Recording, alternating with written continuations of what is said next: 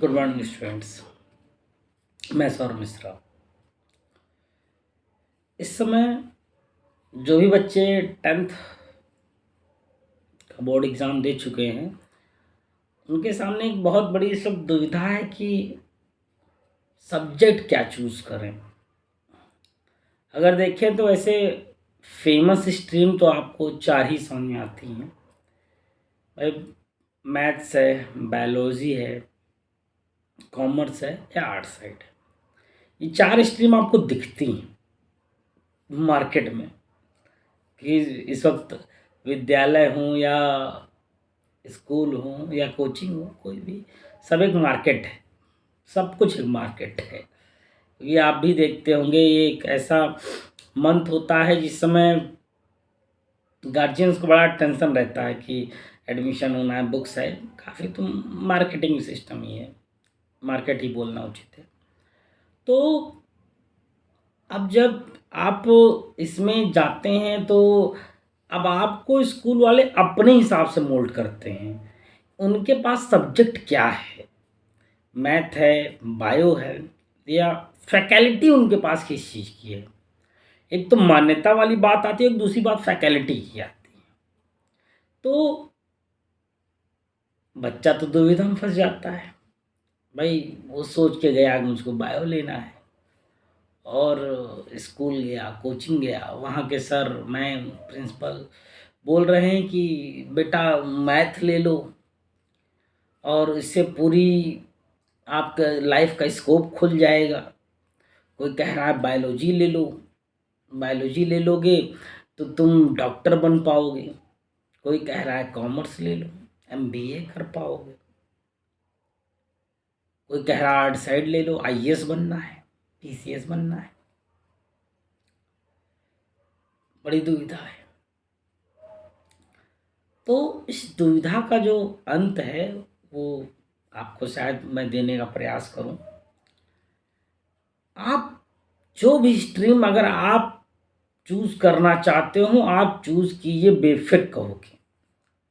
आप अपने से स्ट्रीम चूज कीजिए। आप ये मत सोचिए कि कौन क्या आपको कह रहा है। हाँ, लेकिन जो आप स्ट्रीम चूज कर रहे हैं, आपको पता होना चाहिए कि उसका बैकग्राउंड क्या है। अब ऐसा तो है नहीं कि आप चाइनीज ले लेंगे या चलेंगे आप भाई फ्रांसीसी पढ़ेंगे। आप ऐसा सब्जेक्ट चूज करिए जो कि नहीं संभव है, ऐसा नहीं नहीं संभव है। आपके ही देश में सुविधाएं हैं, आप कोई अदर लैंग्वेज भी पढ़ सकते हैं।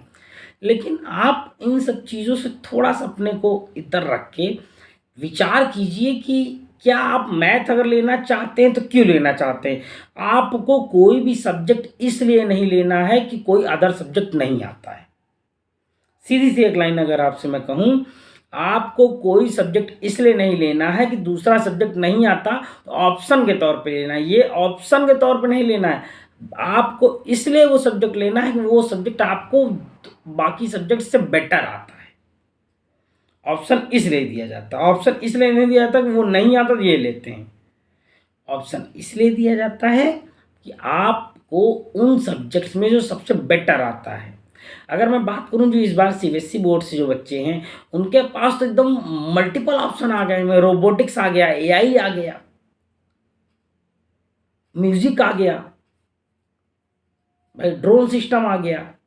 अब इतने ज़्यादा मल्टीपल ऑप्शन आप कैसे चूज करेंगे। चूज करने का सिर्फ और सिर्फ सिंगल तरीका है, आपको सब्जेक्ट वही चूज करना चाहिए जिस सब्जेक्ट को आप अपने तौर पे समझते हैं कि आपको आता है। अगर आपको लग रहा है कि आपको सब्जेक्ट आता है और आपने उसको पढ़ रखा है, तो बेफिक्र होके आँख बंद करके आपको उसको ले लेना चाहिए। किसी और की बात सुनने की आवश्यकता नहीं। और अगर नहीं आता है, अगर नहीं आता है तो इस चीज़ को जानिए, अगर नहीं आता है तो आपको सिर्फ और सिर्फ एक काम करना है। बहुत रॉकेट साइंस नहीं है, बहुत कुछ करना नहीं है। आप उसके पीछे के 1 या 2 क्लास, जैसे अगर आप 10th से 11th में जा रहे हैं, आपको कॉमर्स लेना है, आपको आर्ट साइड लेना है तो कोई दिक्कत नहीं है, आप 10th में पढ़ के आए हैं। मैथ्स लेना है तब भी कोई दिक्कत नहीं है, आप पढ़ के आए हैं। लेकिन अगर आपको क्या लेना है भैया, कॉमर्स लेना है, तो आप 9th और 10th का क्या कीजिए, 9th और 10th का जो पीछे वाला चीज़ें हैं वो पढ़ के आइए। अगर आपने पीछे वाली चीज़ 9th और 10th की पढ़ के अगर आप आ रहे हैं तो कोई दिक्कत वाली बात नहीं है, क्योंकि आपको क्या हो जाएगा ना, जैसे ही आप 9th 10th का पीछे का पढ़ के आ रहे हैं, वो आपका सब कुछ क्या हो जाएगा, एकदम ओवरलैपिंग करते हुए एकदम से आपको दिमाग में क्लियर कट चला आएगा। ये क्लियर कट जब हो जाएगा तो आपको इसमें बहुत अब परेशान होने की आवश्यकता नहीं पड़ेगी। समझ रहे हैं ना? तो इसलिए सिर्फ और सिर्फ एक काम कीजिए, आपको जो पसंद आ रहा है उसको बैक में देखिए, उसके 1 आध 2 क्लासेस का पीछे देखिए और उसमें देखिए कि आपको क्या पढ़ना है, कैसे पढ़ना है, यूट्यूब पे वीडियोस देखिए। और अगर आपको लग रहा है कि आप कर सकते हैं तो डेफिनेटली लीजिए। आपको ये सोचने की आवश्यकता नहीं है ये नहीं आता मैं इसलिए ले लूँगा, जो आपको बेटर आता है आप उसको लीजिए। Okay, thank you.